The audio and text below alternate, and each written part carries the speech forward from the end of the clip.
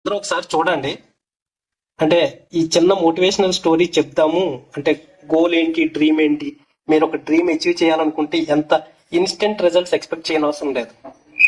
ఒక Chinese bamboo tree అనే ఒక స్టోరీ చదవండి. చైనీస్ బ్యాంబూ ట్రీ ఏంటంటే, ఒక రైతు, చిన్న రైతు ఒక సీడ్ వేస్తాడు. వేస్తే ఫస్ట్ ఇయర్ వాటర్ అంతా పోస్తాడు. 1 ఇయర్ వాటర్ పోస్తాడు, చిన్న ఆకు కూడా రాదు. సెకండ్ ఇయర్ కూడా వాటర్ పోస్తాడు, 2 ఆకులు కూడా రావు. అలా 4 ఇయర్స్ వాటర్ పోస్తాడు. జనరల్గా పీపుల్ నవ్వుతారు, ఏంట్రా ఏం చేస్తున్నావు, కీపాన్ నువ్వు వాటర్ పోస్తానే ఉంటున్నా, ఎన్నో వచ్చింది అక్కడ అంటారు.